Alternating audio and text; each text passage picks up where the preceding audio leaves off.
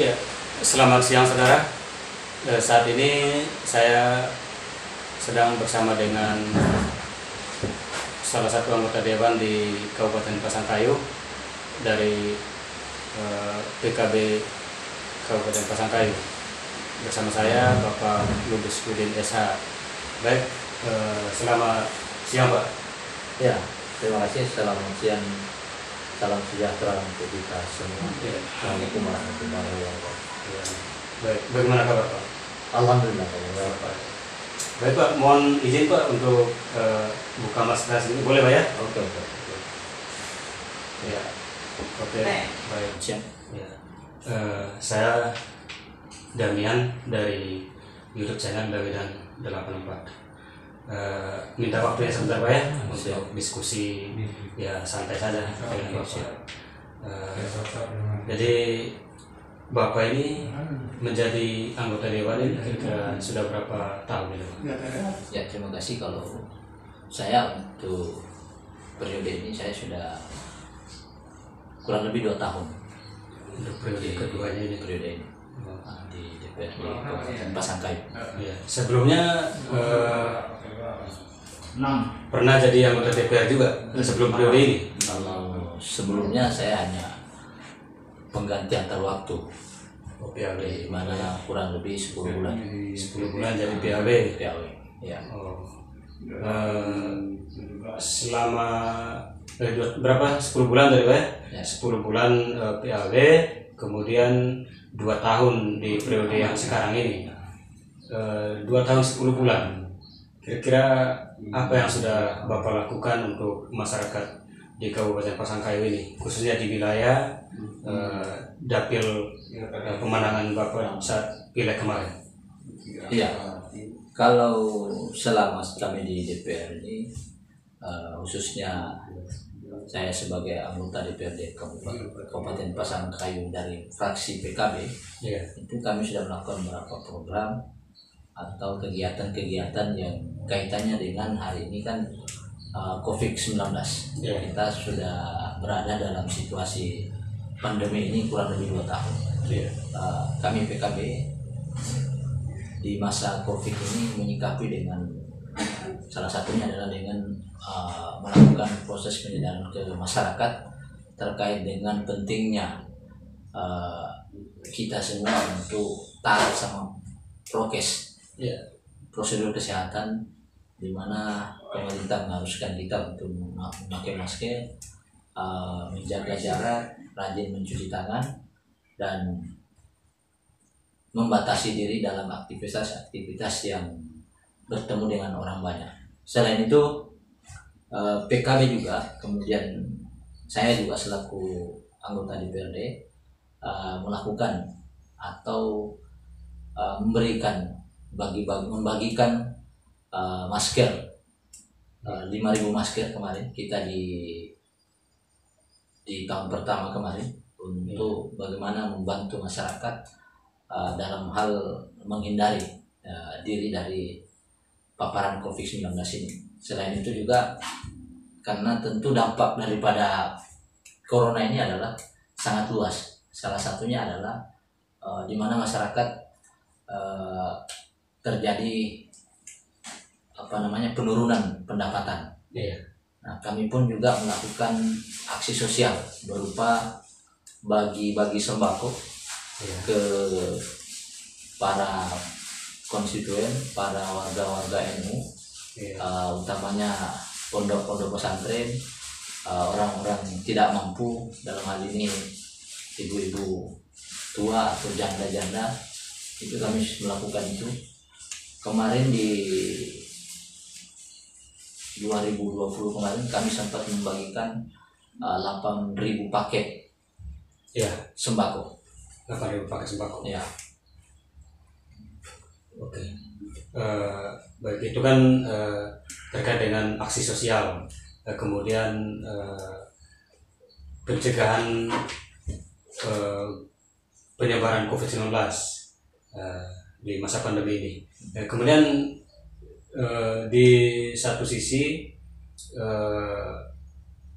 mungkin untuk pembangunan fisik di daerah kira-kira apa yang sudah kita perjuangkan, mungkin terkait dengan infrastruktur atau apa lainnya, mungkin ada?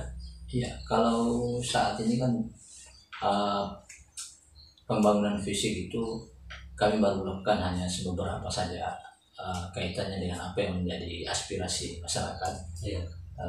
Karena memang saat ini daerah bahkan nasional bahkan dunia itu mengalami resesi ekonomi, mengalami kesulitan di bidang ekonomi, sehingga itu terjadi menyebabkan keterlambatan proses pembangunan infrastruktur. Karena banyak alokasi anggaran itu diperuntukkan untuk kegiatan-kegiatan yang sifatnya mencegah daripada penyebaran virus corona ini, sehingga kemarin hanya melakukan beberapa pembangunan infrastruktur jalan di beberapa titik, kemudian melakukan kunjungan-kunjungan di daerah-daerah tertentu, daerah-daerah pelosok yang itu juga butuh perhatian, butuh sentuhan. Ya, dan selain itu juga yang paling utama adalah melakukan selalu melakukan proses pendidikan di masyarakat, kaitannya untuk tidak lengah terhadap prokes ini sendiri. Oke, baik Pak. Kemudian Pak, saya ini ya masyarakat biasa, jadi tentang fungsi DPR, tugas pokok DPR itu saya belum tahu. Boleh dibagikan Pak pengalamannya terkait dengan fungsi DPR itu sebenarnya apa saja? Ya, kalau fungsi DPR itu sendiri adalah terdiri dari 3 fungsi pokok, di mana yang pertama adalah fungsi legislasi. Fungsi ini mengharuskan DPRD untuk melakukan pembahasan terhadap peraturan daerah di kabupaten yang bersangkutan. Yang kedua adalah fungsi budgeting, fungsi anggaran. DPR juga berhak dan ikut terlibat dalam proses pembahasan anggaran di kabupaten. Dan yang ketiga adalah fungsi pengawasan. Kami DPRD kabupaten itu melakukan pengawasan terhadap apa-apa saja yang menjadi kegiatan-kegiatan pemerintah atau kegiatan-kegiatan dinas yang ada di kabupaten yang bersangkutan, khususnya di Sangkai. Berarti legislasi, budgeting, dan pengawasan, ya. Jadi 3 fungsi ini yang dilakukan atau diterapkan oleh seorang anggota dewan, ya.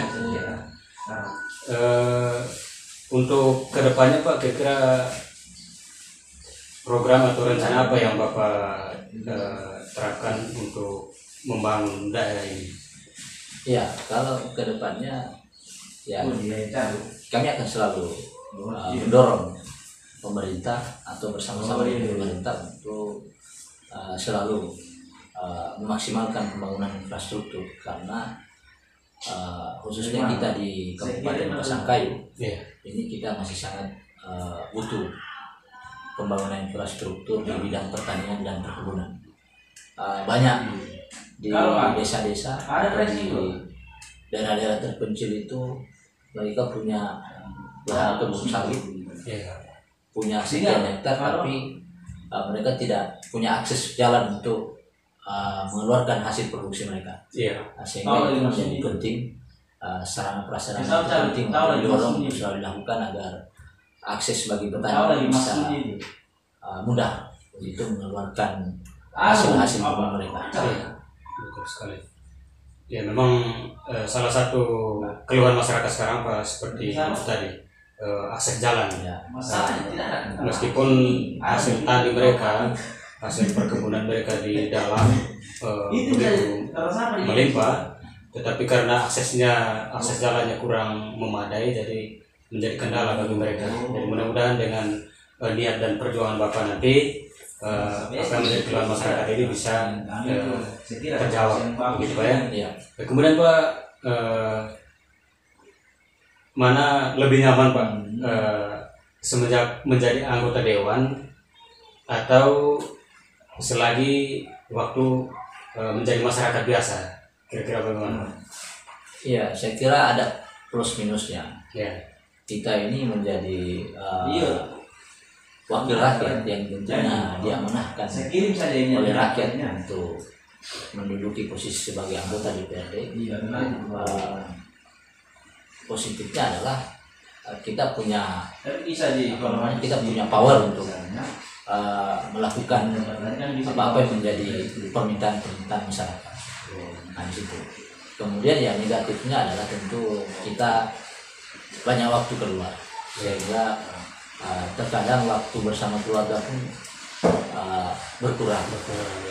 Dan memang hakikatnya DPRD ini adalah sesungguhnya bukan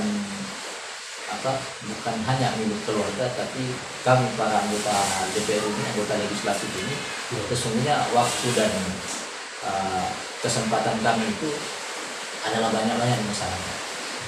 Bahkan bisa dibilang lahir batin kami ini adalah di masyarakat. Iya. Oke, baik Pak.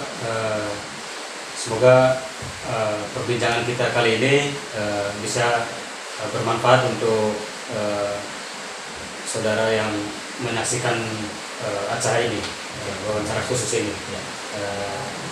Baik Pak, terima kasih atas informasi dan dialog kita pada kesempatan ini. Terima kasih, selamat sore.